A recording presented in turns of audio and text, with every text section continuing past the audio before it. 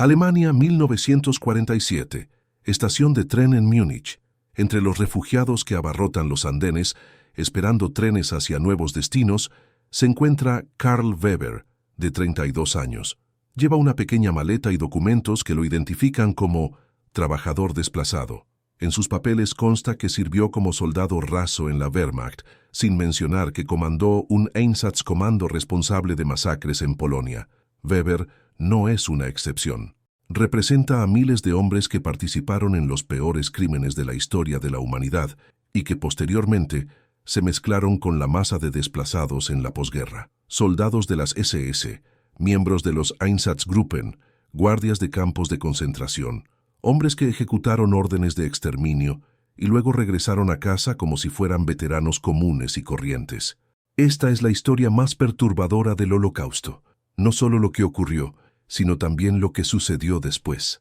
Cómo decenas de miles de perpetradores directos lograron reconstruir sus vidas como ciudadanos respetables, vecinos amables, padres devotos. Cómo la sociedad alemana y la sociedad mundial permitió que esto sucediera. El mundo de los soldados de las SS era vasto y jerárquico. En la cima se encontraban los altos mandos: Heinrich Himmler, Reinhard Heydrich, Adolf Eichmann. Sus historias han sido ampliamente documentadas. En un nivel intermedio estaban los comandantes de los campos y los administradores regionales, muchos de los cuales fueron finalmente capturados y juzgados. Pero en la base de la pirámide estaban los ejecutores directos. Unos 500.000 hombres que vistieron el uniforme de las SS entre 1933 y 1945. Soldados que custodiaron campos de concentración, operaron cámaras de gas, llevaron a cabo fusilamientos masivos y realizaron deportaciones. Hombres cuyas manos estaban literalmente manchadas de sangre. De esos 500.000 de soldados de las SS, solo una pequeña fracción fue capturada y juzgada tras la guerra. La gran mayoría simplemente desapareció entre los 12 millones de alemanes desplazados por el caos de la posguerra. Crearon nuevas identidades, inventaron pasados ficticios y se trasladaron a otras ciudades o países. Lo que los distinguía de los comandantes era su invisibilidad burocrática. Mientras que los oficiales de alto rango tenían sus nombres en los documentos, aparecían en las fotografías oficiales y eran conocidos por las víctimas, los soldados rasos eran anónimos, eran engranajes intercambiables en la maquinaria de exterminio. Este anonimato fue su salvación en la posguerra. Cuando los aliados comenzaron a buscar criminales de guerra, contaban con listas de nombres de altos oficiales. Para la tropa no existían listas. No había fotografías que los identificaran. No había documentación específica de sus acciones individuales. El resultado fue una impunidad casi total. Se estima que menos del 1% de los soldados de las SS que participaron directamente en el Holocausto fueron procesados por sus crímenes. El 99% restante vivió y murió en libertad. ¿Cómo fue esto posible? La respuesta radica en una combinación de varios factores: el caos del período de posguerra, la destrucción sistemática de documentos por parte de los nazis, las prioridades de los aliados, que se centraron en los líderes, y sobre todo, la conspiración de silencio que envolvió a la sociedad alemana. Si quieres entender cómo decenas de miles de asesinos han logrado vivir vidas normales entre nosotros, dale a me gusta a este vídeo, suscríbete al canal y activa las notificaciones. Estructura y funcionamiento del SS. Para comprender cómo 500.000 de hombres se convirtieron en asesinos en masa y luego volvieron a casa como si nada hubiera pasado, primero debemos entender qué eran las SS y cómo funcionaban. Schutzstaffel, escuadrones de protección. El nombre suena casi inofensivo, como el de un cuerpo de seguridad corporativo. La realidad era muy distinta. Las SS fueron la organización más mortífera de la historia de la humanidad, responsable del Holocausto y otros crímenes de guerra nazis. Heinrich Himmler construyó las SS como su imperio personal dentro del Tercer Reich. Lo que comenzó en 1925 como un pequeño grupo de guardaespaldas de Hitler se transformó en una organización gigantesca con tentáculos en todos los ámbitos de la sociedad alemana. Las SS fueron simultáneamente una fuerza militar, Waffen-SS, una policía secreta, Gestapo, un aparato de inteligencia, SD, un sistema económico, compañías de las SS y una máquina de exterminio, campos de concentración y Einsatzgruppen. El sistema de reclutamiento de las SS era sofisticado y selectivo. Los candidatos se sometían a rigurosos exámenes físicos, investigaciones de antecedentes familiares, pruebas psicológicas y un periodo de entrenamiento intensivo. El objetivo era crear no solo soldados, sino hombres nuevos, representantes de la supuesta raza alemana superior. Pero el aspecto más insidioso del sistema de las SS fue su capacidad para transformar a hombres comunes en asesinos mediante la trivialización de la violencia. Este proceso se desarrolló en etapas cuidadosamente planificadas. En primer lugar, los reclutas eran expuestos a la ideología racial mediante conferencias, películas y literatura. Aprendían que los judíos, los eslavos y otros grupos no eran plenamente humanos. Esta deshumanización era esencial para lo que vendría después. En segundo lugar, fueron expuestos gradualmente a la violencia. Comenzaron custodiando a prisioneros políticos alemanes. Luego fueron trasladados a campos de concentración, donde presenciaron asesinatos. Finalmente, fueron enviados a unidades operativas, donde se esperaba que participaran activamente en las ejecuciones. Hans Friedrich, un soldado de las SS que más tarde testificaría en los juicios de posguerra, describió su primera ejecución masiva en Lituania en 1941. Al principio vomité.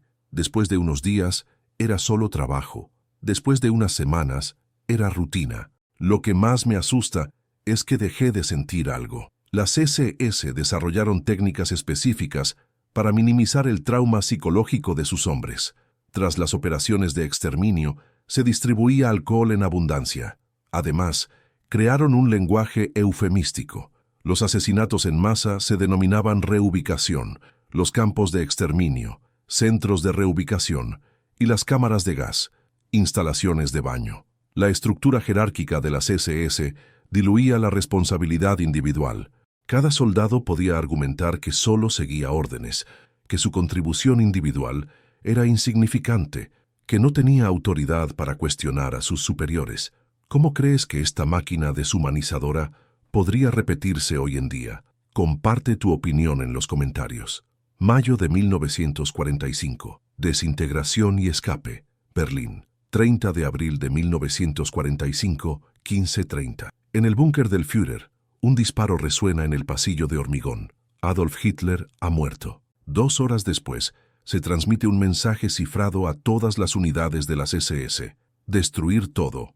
En los campos de concentración de toda Europa, los soldados de las SS comenzaron a quemar documentos con frenesí. Listas de nombres, informes de ejecuciones, correspondencia administrativa, décadas de pruebas criminales se convirtieron en cenizas en cuestión de horas. Wilhelm Schmidt, soldado de las SS en el campo de concentración de Bergen-Belsen, quema su uniforme en el patio del barracón. Hans Müller, guardia en Auschwitz-Birkenau, entierra su insignia de las SS en el jardín de una casa abandonada. Friedrich Weber, miembro de una Einsatzgruppe en Ucrania, rompe su carné de las SS y lo arroja al Danubio. En apenas unos días, 500.000 de hombres que vestían el uniforme más temido de Europa simplemente desaparecieron. El plan de evacuación de las SS se había preparado con meses de antelación. Heinrich Himmler había creado múltiples rutas de escape y redes de apoyo para sus hombres. Se habían impreso documentos falsos, se habían establecido depósitos de oro, se habían cultivado contactos con simpatizantes en países neutrales. Cuando las primeras tropas aliadas comenzaron a liberar los campos de concentración en abril de 1945, se encontraron con escenas de horror indescriptible. Bergen-Belsen, Dachau, Buchenwald, sus nombres pasaron a la historia como símbolos del mal absoluto. Pero encontraron relativamente pocos perpetradores. La mayoría de los soldados de las SS habían abandonado sus puestos días o semanas antes de la llegada de los aliados. ¿A dónde fueron estos hombres? Las rutas de escape siguieron patrones predecibles. Los soldados del norte de Alemania intentaron llegar a territorios controlados por los estadounidenses o los británicos. Los del este huyeron desesperadamente hacia el oeste, sabiendo que ser capturados por los rusos significaba una muerte casi segura. La transformación de la identidad se produjo en tiempo real. Los uniformes de las SS se intercambiaron por ropa civil robada. Los documentos militares se sustituyeron por identidades falsificadas. Los soldados que habían operado cámaras de gas se convirtieron en refugiados o personas desplazadas. Joseph Bloche, quien había participado en la destrucción del gueto de Varsovia, obtuvo documentos que lo identificaban como prisionero de guerra de la Wehrmacht. Vivió bajo esta identidad durante 20 años antes de ser descubierto y extraditado a Polonia. El caos de la posguerra facilitó estas transformaciones. Millones de alemanes fueron desplazados. Ciudades enteras quedaron destruidas, junto con los registros civiles. En medio de esta confusión, era relativamente fácil para un antiguo soldado de las SS integrarse entre los refugiados legítimos. Existía una red de apoyo informal. Los veteranos de las SS se ayudaban mutuamente. Simpatizantes de la comunidad proporcionaban refugio temporal. Miembros del clero, especialmente católicos conservadores, a veces ofrecían asilo, pero la mayoría de los soldados de las SS no necesitaban redes complejas. Simplemente volvían a casa. Esta es quizás la realidad más perturbadora. Miles de hombres que habían participado en el Holocausto regresaron a sus ciudades natales, inventaron historias sobre su servicio militar y retomaron sus vidas. ¿Qué te resulta más impactante? ¿La facilidad con la que escaparon o el silencio de las comunidades que los acogieron? ¿Cómo las comunidades alemanas protegían a los criminales? Würzburgo, Baviera, septiembre de 1945. Maria Schneider abraza a su esposo Heinrich en la puerta de su casa. Ha regresado de la guerra delgado, cansado pero vivo. Viste ropa sencilla de civil y lleva solo una pequeña mochila. Cuando ella le pregunta por los últimos años, él responde vagamente: «Serví en el frente oriental. Fue terrible. No quiero hablar de ello». María no insiste. Como millones de esposas alemanas de la época, acepta el silencio de su marido como un comprensible trauma de guerra. Lo que ignora es que Heinrich no estuvo en el frente oriental. Estuvo en Sobibor, operando las cámaras de gas que asesinaron a 250.000 personas. Esta escena se repitió miles de veces en toda Alemania durante el verano de 1945. Soldados de las SS que regresaban a casa, recibidos por familias que hacían pocas preguntas y aceptaban explicaciones vagas sobre dónde habían estado y qué habían hecho. Esta conspiración de silencio no fue accidental. Fue una elección colectiva de la sociedad alemana, una decisión consciente de no investigar demasiado a fondo el pasado de los maridos, padres, hijos y vecinos que regresaban de la guerra. ¿Por qué las comunidades alemanas optaron por el silencio ante la verdad? Las razones fueron complejas y se superponían. En primer lugar, estaba el trauma colectivo de la derrota. Alemania había quedado devastada. Ciudades enteras yacían en ruinas. Millones de personas habían muerto, resultado heridas o se habían visto desplazadas. Para una sociedad en ruinas, era más fácil centrarse en la reconstrucción que afrontar las dolorosas verdades del pasado reciente. En segundo lugar, existía el temor a las consecuencias. Si un miembro de la familia era identificado como criminal de guerra, toda la familia podía sufrir represalias. Era más seguro guardar secretos que arriesgarse a la destrucción total de la unidad familiar. En tercer lugar, existía una negación genuina. Muchos alemanes desconocían la magnitud real de los crímenes nazis. El régimen había mantenido en secreto el Holocausto. La información circulaba en forma de rumores, pero pocos conocían los detalles específicos. Psicológicamente, era más fácil creer que sus seres queridos no podían haber participado en tales atrocidades. En cuarto lugar, existía una complicidad ideológica latente. Si bien pocos alemanes lo admitieron públicamente después de la guerra, muchos habían apoyado aspectos de la ideología nazi. No necesariamente el exterminio, pero sí el nacionalismo alemán y el antisemitismo. Para estas personas, proteger a los antiguos soldados de las SS era una forma de proteger sus propias creencias. El pastor protestante Martin Niemöller, antiguo partidario de Hitler que se convirtió en crítico, describió esta mentalidad. Primero vinieron a por los comunistas, y no dije nada porque yo no era comunista. Luego vinieron a por los judíos, y no dije nada porque yo no era judío. Cuando vinieron a por mí ya no quedaba nadie que pudiera hablar por mí. Esta cita refleja a la perfección la atmósfera de la Alemania de posguerra, una sociedad que se había acostumbrado a no hacer preguntas difíciles, a no abordar cuestiones morales complejas. Las iglesias desempeñaron un papel particularmente controvertido en esta conspiración. Muchos pastores y sacerdotes ofrecieron refugio a antiguos soldados de las SS, considerándolos cristianos perseguidos por los aliados victoriosos. El obispo católico Alois Hudal llegó incluso a organizar rutas de fuga sistemáticas para criminales de guerra, creyendo que estaba salvando a la civilización cristiana del bolchevismo ateo. Incluso cuando las comunidades sospechaban la verdad, optaron por ignorarla. Heinrich Müller, no el vendedor de seguros de Buenos Aires mencionado en el primer tema, sino otro hombre con el mismo nombre, regresó a su pueblo en Baviera en 1946. Había servido como guardia en Dachau. Algunos vecinos lo sabían. Uno de ellos lo había visto con uniforme durante una visita antes de la guerra. Pero Müller era un buen vecino. Ayudaba a los ancianos con las reparaciones de sus casas, participaba en eventos comunitarios, colaboraba con la iglesia local. Para el pueblo era más conveniente verlo como un veterano rehabilitado que como un posible criminal de guerra. Esta conveniencia moral se extendió por toda la sociedad alemana. Los médicos que habían participado en el programa de eutanasia volvieron a ejercer la medicina. Los profesores que habían impartido ideología racial regresaron a las aulas.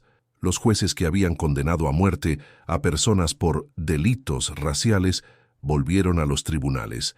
El sistema de desnazificación aliado resultó ineficaz contra esta conspiración de silencio. Para ser desnazificado, una persona debía admitir su vinculación con el régimen nazi. Pero si las familias y las comunidades estaban dispuestas a mentir, ¿cómo podrían los investigadores aliados descubrir la verdad?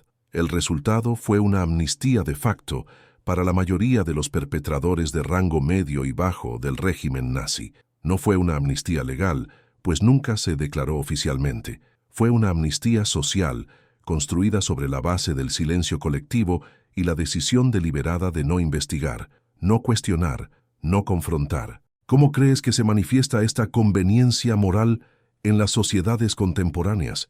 Comparte ejemplos en los comentarios. Estudios de caso de exmiembros de las SS que se escondieron a plena vista. Frankfurt del Meno, 1963. El señor Weber acaba de jubilarse tras 18 años como contable en una compañía de seguros. Sus compañeros le han organizado una fiesta de despedida. Todos hablan de su honestidad, dedicación y amabilidad. Ein wahrer Gentleman, dicen, un verdadero caballero. Lo que nadie en la empresa sabe es que Johann Weber no es su verdadero nombre. En realidad es el Unterscharführer Karl Frenzel, un antiguo guardia de Sobibor que participó en el exterminio de 250.000 judíos. Durante 18 años, llevó una doble vida impecable, oculto a plena vista. La historia de Frenzel no es única. Miles de exsoldados de las SS lograron integrarse plenamente en la sociedad alemana de posguerra, forjando reputaciones respetables mientras ocultaban secretos monstruosos. Gustav Münzberger, el jardinero de Düsseldorf. En 1948, Gustav Münzberger llegó a Düsseldorf con documentos que lo identificaban como refugiado de Silesia. Encontró trabajo como jardinero en un parque municipal. Durante 25 años fue conocido como Herr Gustav, el hombre que cuidaba las flores más hermosas de la ciudad. Münzberger era muy querido en la comunidad. Enseñaba a los niños sobre plantas. Organizaba el festival anual de las flores. Era un miembro activo de la iglesia luterana local, donde cantaba en el coro los domingos. Nadie sospechaba que Herr Gustav fuera el Unterscharführer Gustav Münzberger, un guardia de Sobibor responsable de conducir a miles de víctimas a las cámaras de gas. Sus manos, que ahora plantaban flores, habían empujado a niños judíos a la muerte. En 1973, los investigadores alemanes finalmente descubrieron su verdadera identidad gracias a archivos desclasificados. Cuando la policía llegó para arrestarlo, Münzberger estaba en el jardín regando las rosas. Ich habe nur meine Pflicht getan, solo cumplí con mi deber, fueron sus únicas palabras. Fue juzgado en 1975 y condenado a cadena perpetua. Murió en prisión en 1982 a los 73 años.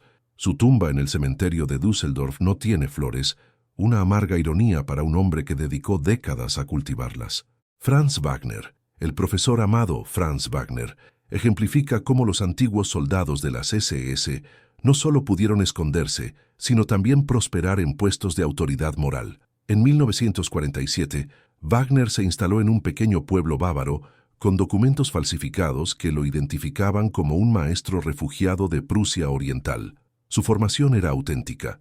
Antes de la guerra, había sido maestro de escuela primaria. Wagner se convirtió rápidamente en una figura clave de la comunidad. Impartió clases durante 28 años, educando a 2 generaciones de niños alemanes. Era conocido por su dedicación a sus alumnos, especialmente a aquellos de familias humildes. Organizaba excursiones educativas, dirigía obras de teatro escolares y daba clases particulares gratuitas. Los padres adoraban al señor Wagner, los niños lo respetaban, la administración escolar lo consideraba ejemplar. En 1970 recibió una mención municipal por sus servicios excepcionales a la educación. Lo que nadie sabía era que Franz Wagner había sido el Unterscharführer Wagner, miembro del Einsatzgruppe C en Ucrania. Entre 1941 y 1943 participó en fusilamientos masivos que causaron la muerte de más de 100.000 civiles judíos y ucranianos. En 1975, un superviviente de la masacre de Kiev reconoció a Wagner en una fotografía de periódico sobre su ceremonia de jubilación. El hombre, que había emigrado a Israel, jamás olvidó el rostro del soldado de las SS que separaba familias antes de las ejecuciones. La investigación posterior reveló que Wagner había enseñado a niños alemanes sobre valores democráticos y derechos humanos durante el día, mientras que por la noche guardaba secretos sobre haber asesinado a niños judíos en Ucrania. Wagner fue juzgado en 1978. Durante el juicio, decenas de exalumnos testificaron en su defensa, insistiendo en que era imposible que su querido profesor hubiera podido cometer tales crímenes. Nos enseñó sobre la bondad, dijo un exalumno. Siempre nos decía que tratáramos a todos con respeto. Wagner fue condenado a 12 años de prisión. Murió en 1985, antes de cumplir la totalidad de su condena. Ernst Bieberstein, el pastor criminal. Quizás el caso más impactante sea el de Ernst Bieberstein, un hombre que logró convertirse en líder religioso después de participar en un genocidio. Antes de la guerra, Bieberstein había sido pastor protestante. En 1940, se unió a las SS y fue asignado al Einsatzgruppe C. Como oficial religioso dentro de las fuerzas de exterminio, su función era fortalecer la moral de los soldados involucrados en fusilamientos masivos. Tras la guerra, Bieberstein regresó a la vida religiosa. En 1948, se convirtió en pastor de una iglesia en Württemberg. Durante 7 años, ofició misas dominicales, celebró bodas, consoló a los dolientes y bautizó niños. Sus feligreses lo adoraban. Era considerado especialmente compasivo, quizá porque comprendía el sufrimiento humano gracias a su experiencia en la guerra. Sus congregaciones crecieron. Otros pastores lo respetaban como líder espiritual. En 1955, Bieberstein fue finalmente identificado y arrestado. Durante su juicio surgió una terrible ironía. Mientras predicaba sobre el amor cristiano los domingos, había participado en el asesinato de miles de civiles inocentes. Bieberstein fue condenado a cadena perpetua, pero fue liberado en 1958 debido a su deterioro de salud. Murió en 1986, después de haber vivido más de 40 años como hombre libre tras sus crímenes. Patrones psicológicos comunes. Estos casos revelan inquietantes patrones psicológicos sobre cómo antiguos criminales de guerra lograron llevar una doble vida. Primero, compartimentación extrema. Estos hombres lograron separar por completo su identidad bélica de su identidad civil. No era una farsa, realmente actuaban como personas diferentes en contextos diferentes. Segundo, redención a través del servicio. Muchos exsoldados de las SS eligieron profesiones que implicaban ayudar a los demás: la educación, la jardinería, el trabajo religioso. Quizás, inconscientemente, buscaban expiar sus crímenes pasados. Tercero, negación selectiva de la memoria con el tiempo. Muchos parecieron creer genuinamente en sus identidades inventadas. La distinción entre mentir conscientemente y autoengaño se difuminó. Habitación, dependencia de la validación social, se convirtieron en miembros especialmente activos de sus comunidades, buscando constantemente la confirmación de su bondad a través del reconocimiento público. ¿Qué revelan estas historias sobre nuestra capacidad para conocer verdaderamente a las personas que nos rodean? ¿En qué señales deberíamos fijarnos? ¿Cómo una nueva generación alemana comenzó a hacer preguntas? Frankfurt, diciembre de 1963. Beate Klarsfeld, una joven de 19 años, está sentada en la sala del tribunal, observando cómo juzgan a ancianos por crímenes que apenas comprende. Se trata del primer gran juicio contra criminales de guerra nazis en suelo alemán, el juicio de Frankfurt contra 22 miembros del personal de Auschwitz. Beate representa a una nueva generación de alemanes que crecieron entre las ruinas de la posguerra, sin recuerdos personales del nazismo. Para ella y sus contemporáneos, el Tercer Reich era historia, no una experiencia vivida, y empezaron a hacerse preguntas que sus padres se negaban a responder. ¿Qué sabían? Se convirtió en el grito de guerra de esa generación, y poco a poco descubrieron que la respuesta era mucho más compleja de lo que sus padres admitían. El despertar alemán a su propia complicidad no se produjo de forma natural. Fue forzado por acontecimientos externos que hicieron imposible mantener la ficción de la ignorancia colectiva. El primer impacto se produjo en 1961 con el juicio de Adolf Eichmann en Jerusalén. Transmitido en directo a todo el mundo, el juicio reveló detalles del Holocausto que muchos alemanes afirmaban desconocer. Los supervivientes testificaron con crudeza sobre las deportaciones, las selecciones y el exterminio masivo. Para la nueva generación alemana, fue una revelación devastadora. ¿Cómo es posible que mis padres no supieran nada de esto?, se preguntaban. ¿Cómo pudo toda una nación ignorar algo tan trascendental? Fritz Bauer, fiscal general de Hesse y superviviente judío que había huido de la Alemania nazi, decidió que era hora de que la justicia alemana asumiera su responsabilidad. Si los alemanes habían cometido crímenes contra la humanidad, los alemanes debían juzgarlos. Bauer se enfrentó a una fuerte resistencia. La mayoría de los alemanes querían pasar página. Los políticos argumentaban que reabrir viejas heridas perjudicaría la reconstrucción democrática. Peor aún, muchos de los jueces, fiscales y policías que debían llevar a cabo las investigaciones eran antiguos nazis. Documentos revelados décadas después demostraron que más del 60% de los fiscales de Alemania Occidental en la década de 1950 eran antiguos miembros del partido nazi. En el sistema judicial, el porcentaje era aún mayor. Estos hombres tenían un interés particular en minimizar el alcance de los crímenes nazis. Cuanto menos se investigara, menor sería el riesgo de que se descubriera su propia implicación. El resultado fue que, incluso cuando comenzaron los enjuiciamientos, los criterios legales eran extremadamente restrictivos. Era necesario probar no solo que alguien había participado en el sistema de campos de concentración, sino que había violado órdenes o actuado por motivaciones personales sádicas. Esta doctrina legal significaba que un soldado podía supervisar el asesinato de miles de personas y ser absuelto si podía demostrar que solo seguía órdenes. El juicio de Frankfurt duró desde diciembre de 1963 hasta agosto de 1965. 22 hombres fueron juzgados por crímenes cometidos en Auschwitz. Las pruebas eran abrumadoras: testimonios de supervivientes, documentos nazis, fotografías. Pero los resultados fueron decepcionantes desde el punto de vista de la justicia. Solo 6 hombres recibieron cadena perpetua. 10 recibieron condenas de entre 3 y 14 años. 6 fueron absueltos sin más. Wilhelm Boger, conocido por los supervivientes como el verdugo de Auschwitz por sus torturas sádicas, fue condenado a cadena perpetua. En cambio, Hans Stark, responsable del asesinato de 100.000 personas en las cámaras de gas, recibió solo 10 años de prisión porque el tribunal determinó que estaba cumpliendo órdenes superiores. A pesar de los resultados dispares, el juicio tuvo un profundo impacto en la sociedad alemana. Por primera vez, se presentaron públicamente detalles del Holocausto ante un tribunal alemán. Los supervivientes, finalmente tuvieron la oportunidad de contar sus historias a un público alemán. Los periódicos dieron amplia cobertura al juicio. Las escuelas organizaron visitas al tribunal como parte de la educación en derechos humanos.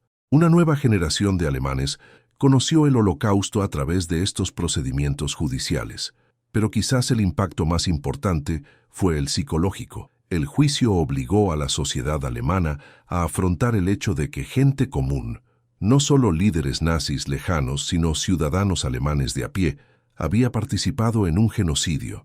Esta revelación creó una profunda brecha generacional. Los jóvenes alemanes comenzaron a cuestionar no solo lo que sabían sus padres, sino también lo que sus maestros, pastores, médicos y vecinos habían hecho durante la guerra. En 1968 estallaron revueltas estudiantiles en las universidades alemanas.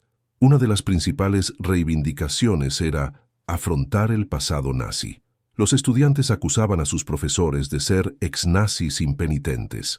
Unter den Talaren, Move von 1000 Jahren, bajo las togas, el molde de 1000 años, se convirtió en un eslogan popular, sugiriendo que la universidad alemana todavía estaba contaminada por la ideología nazi. Esta presión social fue modificando gradualmente la actitud oficial. En la década de 1970 se aprobaron nuevas leyes que facilitaron el enjuiciamiento de los criminales de guerra. Se abolió el plazo de prescripción para los crímenes de lesa humanidad. Surgió una nueva doctrina legal. Ya no era necesario probar crímenes específicos. Bastaba con demostrar la participación consciente en el sistema de exterminio. Cualquiera que trabajara en campos de concentración era, por definición, cómplice de asesinatos en masa. Este cambio reabrió cientos de casos archivados. Los investigadores comenzaron a buscar sistemáticamente a exempleados del campamento que aún estaban vivos. El problema radica en que en la década de 1970 la mayoría ya tenía más de 60 años. Muchos estaban enfermos o seniles. Juzgar a nonagenarios en sillas de ruedas generó un intenso debate sobre la utilidad de un sistema de justicia obsoleto. Pero los supervivientes insistieron. Era una cuestión de principios. Los crímenes de lesa humanidad no prescriben. No importa cuánto tiempo haya transcurrido. ¿Crees que existe un límite de edad para la justicia? ¿Qué dilemas morales surgen cuando los criminales solo son juzgados décadas después? Justicia a los 90 años. Los juicios finales. Detmold, Alemania, 2016. Un hombre de 94 años entra en la sala del tribunal en silla de ruedas, con gafas gruesas y audífono. Oskar Gröning apenas puede hablar en voz baja, pero el mundo entero lo observa. Es el último gran juicio de un antiguo soldado nazi, el contable de Auschwitz. Durante 70 años, Gröning vivió como un respetable jubilado en Baja Sajonia. Trabajó como contable en una fábrica, crió a sus hijos y fue un abuelo muy cariñoso. Sus vecinos lo conocían como un hombre amable que cultivaba rosas en su jardín. Pero entre 1942 y 1944, Oskar Gröning fue el responsable de contar y catalogar el dinero, las joyas y los objetos de valor robados a los judíos asesinados en Auschwitz. Sus meticulosas hojas de cálculo documentaron el saqueo sistemático de cientos de miles de víctimas.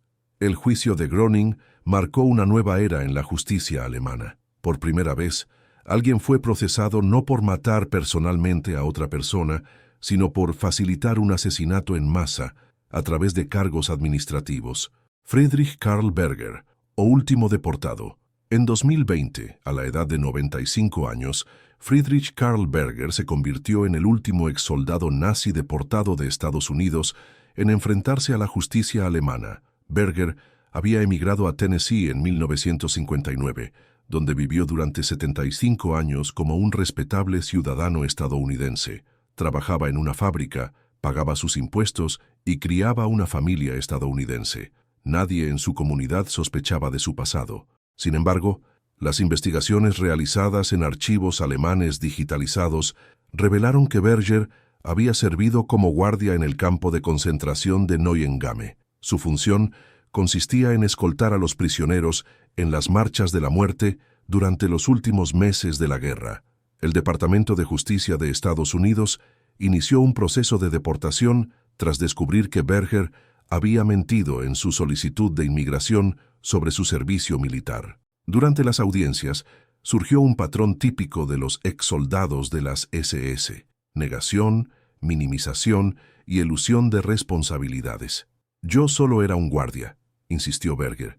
«Nunca lastimé personalmente a nadie, solo seguía órdenes». Pero los documentos demostraron que las marchas de la muerte que supervisó provocaron la muerte de miles de prisioneros por agotamiento, inanición y ejecuciones sumarias.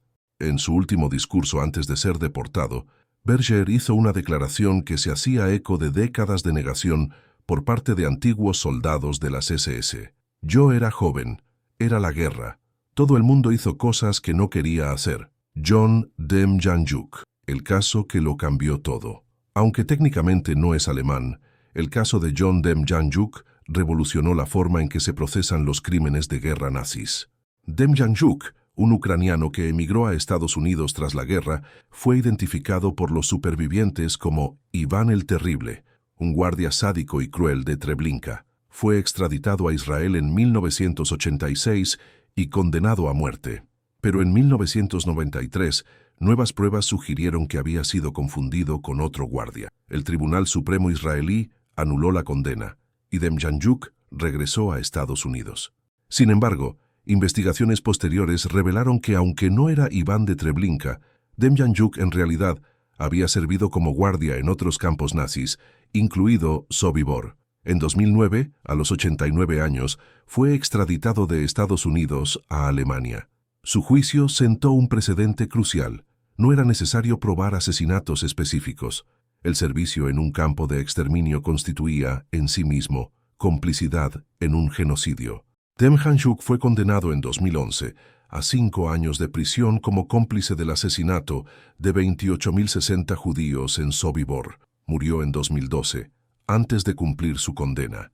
Agente de policía, el último de América, Jakiw Palish, se convirtió en el último exguardia nazi conocido que vivía en Estados Unidos. Llegó en 1949, se nacionalizó estadounidense y trabajó como dibujante técnico en Queens, Nueva York, durante décadas. En 2003, a los 80 años, fue identificado como un antiguo guardia del campo de trabajo de Trauniki, en la Polonia ocupada. En dicho campo se entrenaba a colaboradores ucranianos para que sirvieran como guardias en campos de exterminio. Palish perdió su ciudadanía estadounidense en 2004, pero permaneció en Estados Unidos porque ningún país lo aceptaba. Durante 14 años vivió en un limbo legal, un hombre sin estado, bajo supervisión judicial. En 2018, a la edad de 95 años, finalmente fue deportado a Alemania, donde murió en 2019, antes de que pudiera comenzar cualquier procedimiento legal. Los dilemas de la justicia tardía. Estos últimos casos suscitaron un intenso debate sobre los límites de la justicia. Los críticos argumentaban que juzgar a nonagenarios era cruel e inútil. Las verdaderas víctimas ya habían fallecido. Los acusados estaban seniles, enfermos o moribundos. Los defensores argumentaron que la edad no debe amparar a los criminales de guerra. Los crímenes de lesa humanidad no prescriben. La justicia tiene un valor simbólico y educativo, incluso cuando llega tarde. Eva Kor, superviviente de los experimentos de Mengele en Auschwitz, expresó la perspectiva de muchos supervivientes. No se trata de venganza, se trata de que la sociedad diga claramente: esto estuvo mal, siempre lo ha estado, siempre lo estará. Pero otros supervivientes no estaban de acuerdo. Algunos consideraban que los juicios tardíos eran más un teatro que justicia real. Preferían destinar los escasos recursos a educar a los jóvenes sobre el Holocausto. El legado de los juicios tardíos. Independientemente de los debates sobre su utilidad, los ensayos clínicos retrasados han tenido un impacto significativo. En primer lugar, sentaron precedentes legales cruciales en materia de responsabilidad por genocidio. La doctrina que equipara facilitar asesinatos en masa con cometer asesinato amplió significativamente el alcance de la responsabilidad penal. En segundo lugar, obligaron a las sociedades a afrontar verdades incómodas sobre la colaboración civil con regímenes genocidas.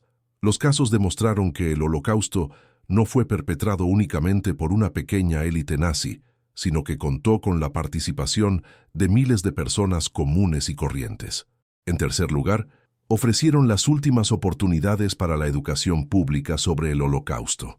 Cada juicio generó una cobertura mediática que llegó a nuevas generaciones de estudiantes.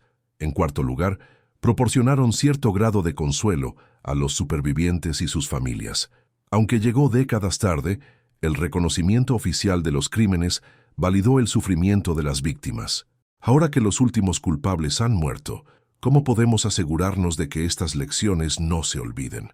¿Qué responsabilidad tiene nuestra generación? ¿Cómo afrontaron las familias el descubrimiento de la verdad? Hamburgo, 1978. María Hoffman, de 35 años, encuentra una vieja caja en el ático de la casa de su padre, recientemente fallecido. Dentro hay fotografías en uniforme de las SS, documentos militares y una carta que nunca se envió a la familia de una víctima judía. Durante 33 años había creído que su padre era un soldado raso de la Wehrmacht. Ahora descubre que había sido guardia en Bergen-Belsen. El descubrimiento destruyó la vida de María. Se divorció de su marido, que no pudo aceptar la revelación. Se mudó de ciudad 3 veces. Se cambió el nombre 2 veces. Desarrolló una depresión severa que duraría décadas. Toda mi vida se construyó sobre una mentira, dijo años después. El hombre que me enseñó a montar en bicicleta había empujado a niños a las cámaras de gas. La historia de María se repitió miles de veces en Alemania entre los años 60 y 90, a medida que empezaban a surgir pruebas sobre antiguos soldados de las SS. Hijos y nietos descubrieron que sus queridos padres y abuelos habían participado en los peores crímenes de la historia de la humanidad. El patrón de descubrimiento traumático. Psicólogos alemanes han identificado un patrón común en estas revelaciones familiares. Primero, conmoción y negación total. Imposible. Debe tratarse de un caso de identidad equivocada. Las familias a menudo gastaban sus ahorros contratando abogados para probar la inocencia de sus parientes. Segundo, ira dirigida a los investigadores. ¿Por qué no dejan el pasado en paz? ¿Por qué persiguen a un anciano? Era más fácil culpar a quien revelaba la verdad que aceptar la verdad misma. Tercero, reexamen obsesivo de los recuerdos. Los niños repasaron años de interacciones buscando señales que habían pasado por alto. ¿Por qué nunca hablaba de la guerra?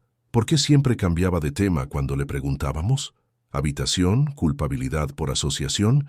Aunque no habían nacido cuando se cometieron los crímenes, muchos niños se sentían marcados por la culpa de sus padres. ¿Cómo puedo besar a mis propios hijos con estas manos que provienen de un asesino? Quinto, aislamiento social. Cuando la verdad salía a la luz, las familias a menudo se convertían en marginadas de sus comunidades. Los vecinos las evitaban como si la culpa fuera contagiosa. Klaus Hoffmann, el hijo que se convirtió en cazador de nazis. Klaus Hoffmann descubrió a los 28 años que su padre había sido Unterscharführer en Sobibor. La revelación le llegó a través de una carta del centro Simon Wiesenthal en 1975. Inicialmente, Klaus lo negó vehementemente. Su padre era un hombre bondadoso que cuidaba de los pájaros heridos y siempre le había inculcado la compasión. Era inconcebible que hubiera participado en un genocidio, pero las pruebas eran irrefutables. Fotografías, documentos y testigos identificaron positivamente a su padre como participante activo en asesinatos en masa. El descubrimiento sumió a Klaus en una profunda crisis existencial. Si mi padre pudo ser un monstruo, cualquiera puede serlo, escribió en su diario. Si no pude reconocer la maldad en la persona más cercana a mí, ¿cómo puedo confiar en mi propio juicio moral? Pero Klaus tomó una decisión inusual. En lugar de huir de la verdad, decidió aceptarla. Se ofreció como voluntario en el centro Simon Wiesenthal, ayudando a localizar a otros criminales de guerra nazis. No puedo resucitar a las víctimas de mi padre, dijo, pero puedo asegurar que otros asesinos no queden impunes. Durante 20 años, Klaus ayudó a identificar a decenas de ex soldados de las SS. Su trabajo ayudó a localizar a Gustav Münzberger, el jardinero de Düsseldorf, y a Franz Wagner, el querido profesor. Es mi forma de expiar mis pecados, explicó.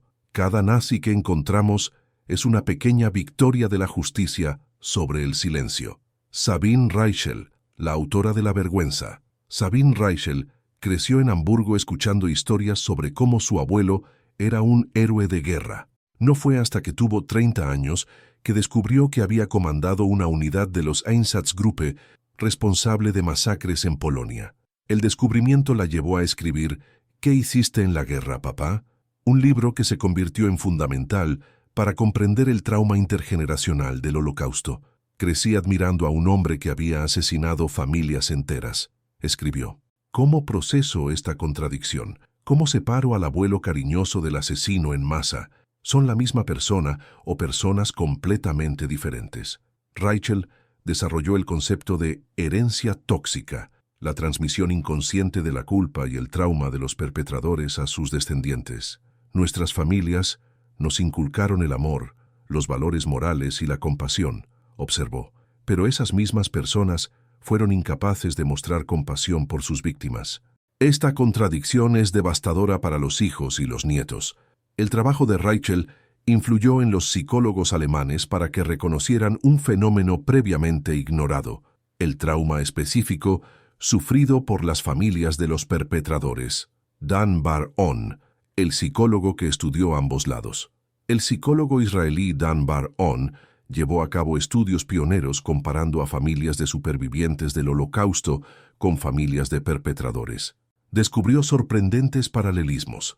Ambos grupos sufrían de silencios familiares, secretos guardados y dificultades para hablar del pasado con las generaciones más jóvenes. Tanto las víctimas como los perpetradores crearon muros de silencio en sus familias, observó. Obviamente, las razones eran diferentes, trauma versus culpa, pero los efectos en los niños fueron igualmente devastadores. Bar-On organizó encuentros únicos entre los hijos de las víctimas y los hijos de los agresores. Estos diálogos, inicialmente tensos y hostiles, evolucionaron gradualmente hacia el entendimiento mutuo. Descubrimos que todos cargamos con pesos que no elegimos, dijo una participante, hija de un superviviente de Auschwitz. Ellos cargaban con la culpa, nosotros cargamos con el trauma. Ninguno de nosotros fue responsable de lo sucedido, pero todos sufrimos las consecuencias. Diferentes estrategias de afrontamiento. Las familias de los antiguos soldados de las SS desarrollaron estrategias muy diferentes para afrontar las revelaciones sobre sus parientes. Negación perpetua. Algunas familias simplemente se negaron a aceptar las pruebas, por muy contundentes que fueran. Mantuvieron la creencia de que los investigadores estaban persiguiendo a sus familiares inocentes. Corte completo de corbatas. Otros rompieron por completo el contacto con el agresor y entre ellos. Para mí, mi padre murió el día que supe la verdad, dijo un hijo. Recontextualización histórica. Algunos han intentado explicar los crímenes como productos inevitables de las circunstancias históricas. No tenía otra opción. Era la guerra. Todos hicieron lo mismo. Activismo compensatorio. Una minoría canalizó su culpa hacia el activismo en derechos humanos, la educación sobre el Holocausto o el apoyo a los supervivientes. Terapia familiar. Algunas familias buscaron ayuda psicológica profesional para procesar las revelaciones, aunque este apoyo fue limitado en Alemania hasta la década de 1980. El impacto en la tercera y cuarta generación. El trauma del descubrimiento no se limitó a la segunda generación. Los nietos y bisnietos de antiguos soldados de las SS también se vieron afectados, aunque nacieron décadas después de los crímenes. Mi abuela me contó que mi bisabuelo fue un héroe de guerra, dijo una joven alemana nacida en 1990. A los 20 años, descubrí en Internet que había participado en ejecuciones masivas. ¿Cómo asimilo el hecho de que la mitad de mi ADN provenga de un asesino? Estas generaciones más jóvenes se enfrentan a dilemas únicos. No tienen recuerdos personales de los perpetradores, pero cargan con el peso de su legado. Muchos manifiestan sentimientos de culpa ancestral y dificultades para forjar su propia identidad moral. ¿Qué responsabilidad tienen las generaciones actuales por los crímenes de sus antepasados? ¿Cómo conciliamos la memoria histórica con la necesidad de avanzar? Encuentros imposibles décadas después. Düsseldorf, 1979. Eva Moses, superviviente de los experimentos médicos de Joseph Mengele en Auschwitz, entra en una sala de audiencias y ve el rostro de Hans Münch, un antiguo médico de las SS que trabajó en el mismo campo 35 años antes. Para Eva, es como viajar en el tiempo. El hombre sentado en el banquillo de los acusados ya no es el joven oficial uniformado que recordaba. Es un hombre de 68 años, canoso, con gafas, que parece más un abuelo bondadoso que un cómplice de genocidio. Pero cuando Eva le mira a los ojos, reconoce algo que ha permanecido inalterable a lo largo de las décadas: la completa ausencia de remordimiento. Esta escena se repitió cientos de veces durante los tardíos juicios a antiguos soldados de las SS, ancianos supervivientes, enfrentándose a ancianos perpetradores, ambos transformados por el tiempo, pero unidos para siempre por el trauma y la culpa. Morris Venezia. La confrontación que nunca llegó. Morris Venezia sobrevivió como miembro del Sonderkommando en Auschwitz, prisioneros obligados a operar las cámaras de gas y los crematorios. Durante 60 años, cargó con los recuerdos de los soldados de las SS que supervisaron el exterminio diario. En 2005, a los 82 años, Venezia testificó en el juicio de Oskar Gröning en Lüneburg, no porque Gröning lo hubiera herido personalmente, sino porque representaba a todos los soldados de las SS que había visto durante los 10 meses que pasó en el infierno de Auschwitz. Quería mirar a uno de ellos a los ojos, dijo Venezia. Quería entender cómo alguien puede hacer eso y luego vivir una vida normal durante 70 años. Durante su testimonio, Venezia describió con detalle el funcionamiento diario de las cámaras de gas, cómo familias enteras eran engañadas haciéndoles creer que tomaban baños, cómo separaban a los niños de sus padres en sus últimos momentos, cómo él mismo fue obligado a incinerar los cuerpos de personas conocidas. Gröning escuchó todo en silencio. Cuando los jueces le preguntaron si quería responder al testimonio, solo dijo: «Lo siento, pero yo solo hice la contabilidad». Esta respuesta, reducir la participación en el genocidio a una función burocrática, enfureció a Venezia. «Sigue sin entenderlo», dijo tras el juicio. «Sigue pensando que solo era trabajo administrativo». Esther Bejarano. Música contra el silencio. Esther Bejarano sobrevivió a Auschwitz tocando el acordeón en la orquesta femenina del campo. La música la mantuvo con vida, literalmente. Las músicas recibían raciones extra y estaban protegidas de ser seleccionadas para las cámaras de gas. Tras la guerra, Bejarano emigró a Israel y luego regresó a Alemania en la década de 1960. Se convirtió en activista de derechos humanos y educadora sobre el Holocausto. En 1985, fue invitada a testificar en el juicio de Friedrich Engel, un exguardia de Auschwitz, que había sido descubierto viviendo como jubilado en Hamburgo. El reencuentro fue traumático. Bejarano reconoció a Engel de inmediato, no por su rostro envejecido, sino por sus manos. Tenía una cicatriz distintiva en la mano derecha, recordó. Era la mano con la que golpeaba a los prisioneros durante el recuento matutino. Durante su testimonio, Bejarano cantó una canción que había aprendido en el campo, una melodía yiddish sobre la supervivencia contra todo pronóstico. Su voz, aún potente a sus 61 años, resonó en la sala silenciosa. Engel lloró durante la canción. Fue la única vez durante el juicio que mostró emoción. Al ser interrogado sobre sus lágrimas, dijo: «Recordé algo que había olvidado». Pero esta muestra de humanidad fue efímera. En su testimonio, Engel negó haber golpeado a los prisioneros, afirmó que solo seguía órdenes e insistió en que no sabía nada de las cámaras de gas. Bejarano estaba devastada.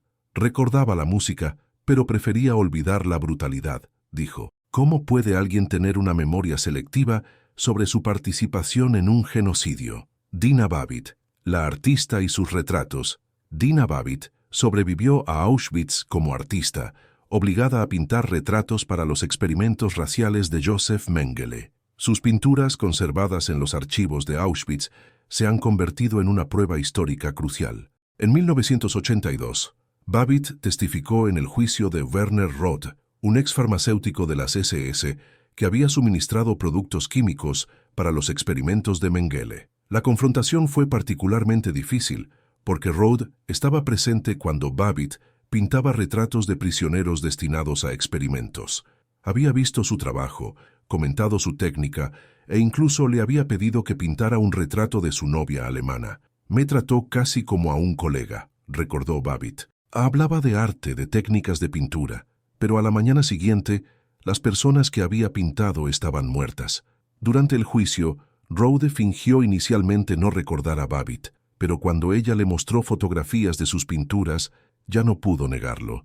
Así el pequeño artista dijo con una sonrisa que heló la sangre de Babbitt: «Pintaste muy bien para ser judío».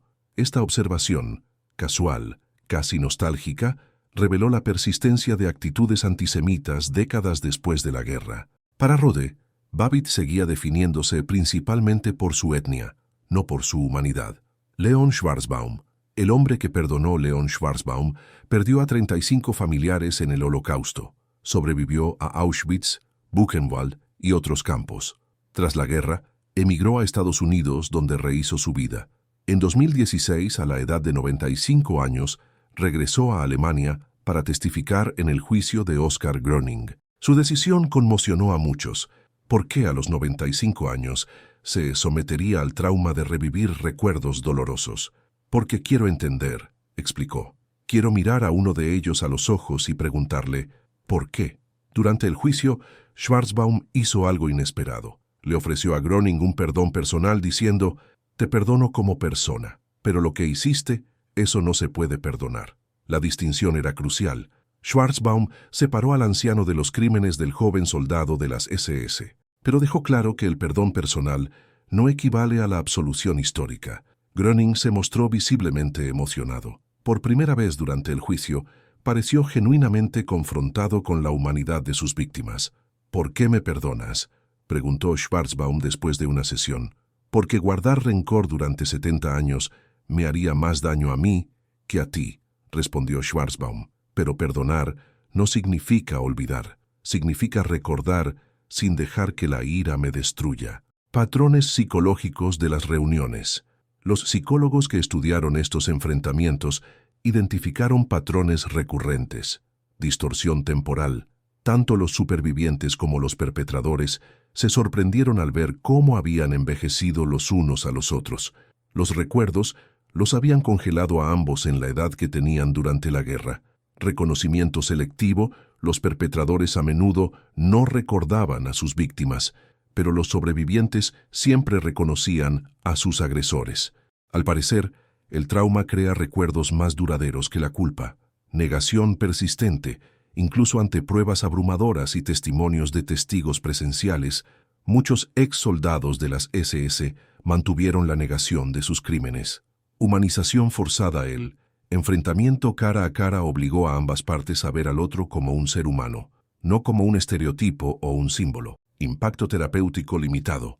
Contrariamente a lo esperado, pocos supervivientes manifestaron sentir alivio o una sensación de cierre tras enfrentarse a sus agresores. Muchos se sintieron más frustrados que antes. Las preguntas que quedaron sin respuesta.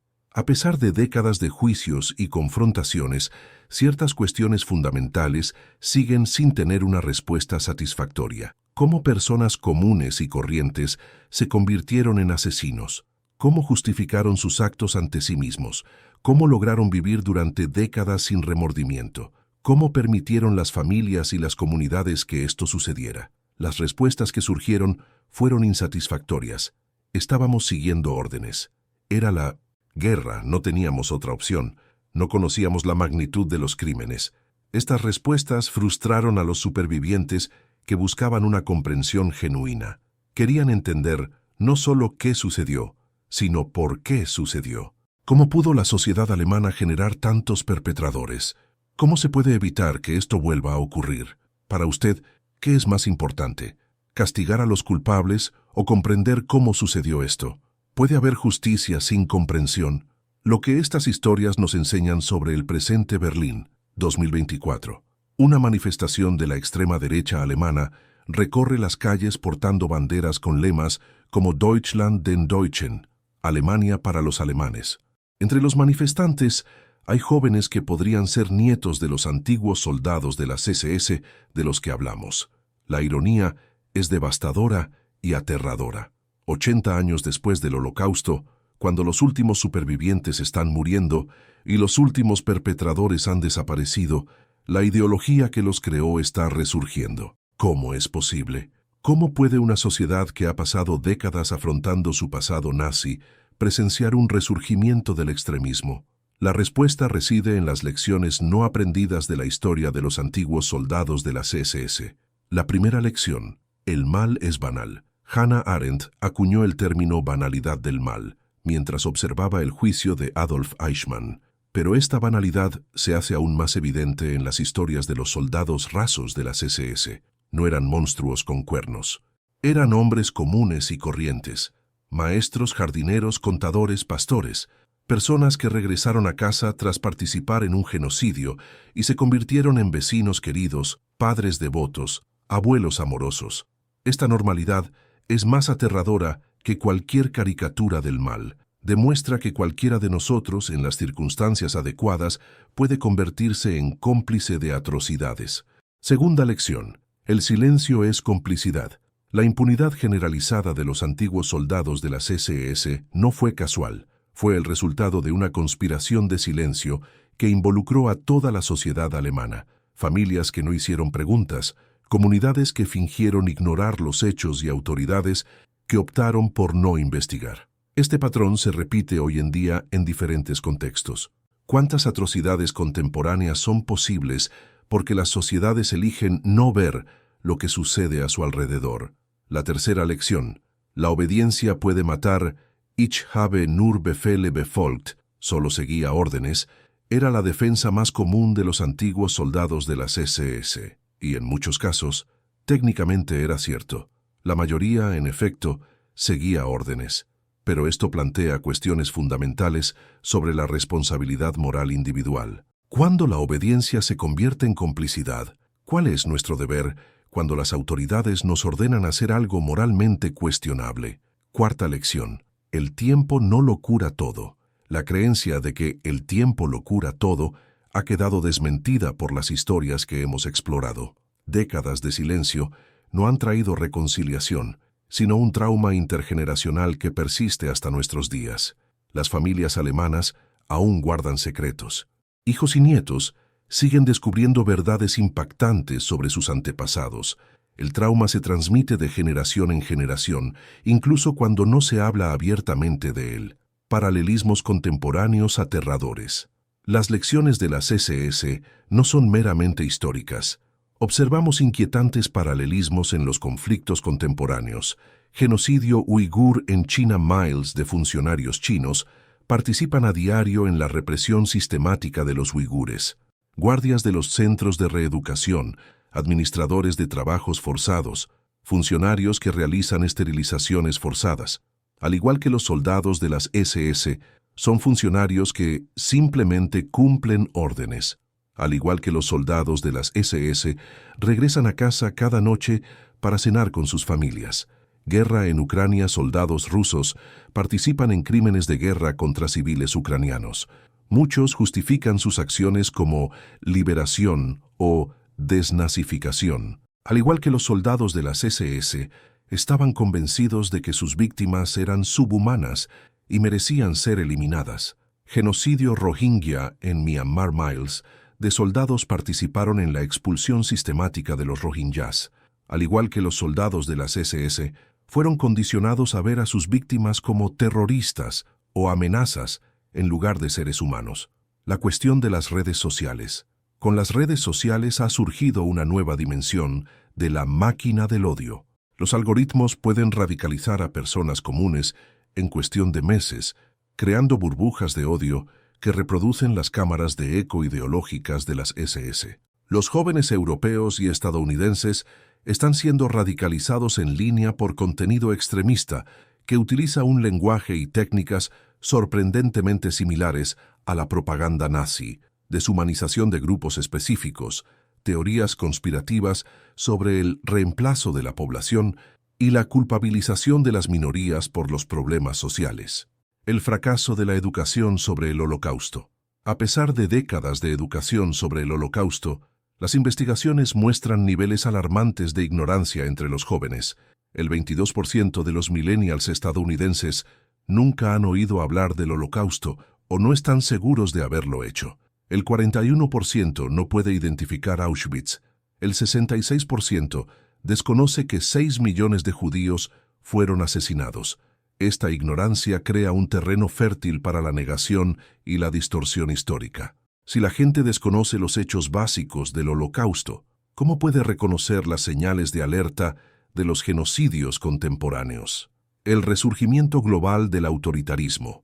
En todo el mundo, los líderes autoritarios utilizan estrategias sorprendentemente similares a las de los nazis. Identificar grupos objetivo inmigrantes, minorías étnicas, opositores políticos, deshumanizando a estos grupos, lenguaje que los retrata como animales, parásitos, virus, creación de mitos de victimización. Nuestro grupo está siendo atacado y necesita defenderse. Normalizar la violencia comienza con discriminación legal, escalando hasta la violencia física. Institucionalización de la persecución, utilizar los aparatos estatales para implementar políticas discriminatorias. El papel de la responsabilidad individual. La historia de los antiguos soldados de las SS nos obliga a afrontar una pregunta fundamental. ¿Cuál es nuestra responsabilidad individual cuando presenciamos una injusticia? No necesitamos ser soldados para ser cómplices. Podemos ser cómplices mediante silencio frente al discurso de odio, indiferencial sufrimiento de los grupos marginados, cumplimiento con políticas discriminatorias, pasividad. ¿Cuándo debemos actuar? Señales de alerta a tener en cuenta. Basándonos en las historias que hemos explorado, podemos identificar señales de alerta de sistemas genocidas emergentes. Deshumanización sistemática de grupos específicos en los medios de comunicación y el discurso político. Normalización de la violencia contra estos grupos, erosión de los derechos legales para poblaciones objetivo, creación de fuerzas paramilitares o milicias leales al régimen, propaganda que presenta la violencia como autodefensa o patriotismo, silencio de las instituciones. ¿Quién debe proteger los derechos humanos? Complicidad de funcionarios públicos en políticas discriminatorias. Nuestra responsabilidad colectiva. La historia de los antiguos soldados de las SS nos enseña que los genocidios no ocurren de la noche a la mañana. Se construyen gradualmente, a través de miles de pequeñas decisiones y omisiones individuales. Cada soldado de las SS que prefirió obedecer órdenes en lugar de resistir. Cada familia que optó por el silencio en vez de plantear preguntas difíciles. Cada comunidad que eligió la comodidad en lugar de la verdad. Cada institución que prefirió la colaboración en lugar de la resistencia. Estas decisiones se fueron acumulando hasta que uno de los países más educados y civilizados del mundo se convirtió en el perpetrador del mayor crimen de la historia de la humanidad. La prueba final. Hoy nos enfrentamos a la misma prueba. Cada día tomamos decisiones que definen nuestro carácter moral colectivo. Cuando vemos que se deshumaniza a los inmigrantes en el discurso político, ¿alzamos la voz o guardamos silencio? Cuando presenciamos discriminación contra las minorías, ¿actuamos o fingimos no verla? Cuando las autoridades implementan políticas injustas, ¿nos resistimos o nos sometemos? Cuando se difunde discurso de odio en las redes sociales, ¿lo combatimos o lo ignoramos? La memoria como arma, la única arma verdaderamente eficaz contra la repetición de la historia, es la memoria activa y crítica. No basta con recordar que el Holocausto ocurrió, sino que es necesario comprender cómo ocurrió. No basta con honrar a las víctimas, sino que es necesario estudiar a los perpetradores. Las historias de los antiguos soldados de las SS no solo deberían horrorizarnos por el pasado, sino también inspirarnos a estar alerta ante el presente y motivarnos a reconocer nuestra propia capacidad para el bien y el mal. Si hay un mensaje que debe perdurar en este relato, es este. La responsabilidad de prevenir futuros genocidios no recae únicamente en los líderes políticos ni en las organizaciones internacionales. Recae sobre cada uno de nosotros. Cada vez que elegimos la valentía en lugar de la conveniencia, cada vez que alzamos la voz contra la injusticia en lugar de guardar silencio, cada vez que elegimos ver la humanidad en los demás en lugar de aceptar su deshumanización. Los antiguos soldados de las SS nos mostraron lo que sucede cuando las sociedades optan por el silencio, la obediencia ciega y la indiferencia moral. Ahora nos corresponde a nosotros elegir el camino opuesto, la vigilancia, la resistencia moral y la responsabilidad activa en defensa de los derechos humanos. La memoria es nuestra única arma contra el olvido, y el olvido es el mejor aliado del mal. Las historias que acabamos de explorar revelan solo una faceta de esta tragedia intergeneracional. Porque si bien los antiguos soldados de las SS lograron ocultar su pasado, sus hijos y nietos cargan con un peso que no eligieron. ¿Cómo es crecer y descubrir que tu querido abuelo participó en el Holocausto? ¿Cómo afrontan familias enteras secretos que salen a la luz décadas después? En el siguiente vídeo, descubrirás las conmovedoras y complejas historias de los descendientes de estos perpetradores, personas que luchan por procesar un legado de culpa, trauma y responsabilidad moral que se extiende a lo largo de generaciones. Haz clic en el vídeo que se reproduce en pantalla y prepárate para un viaje aún más profundo a cómo el pasado da forma al presente.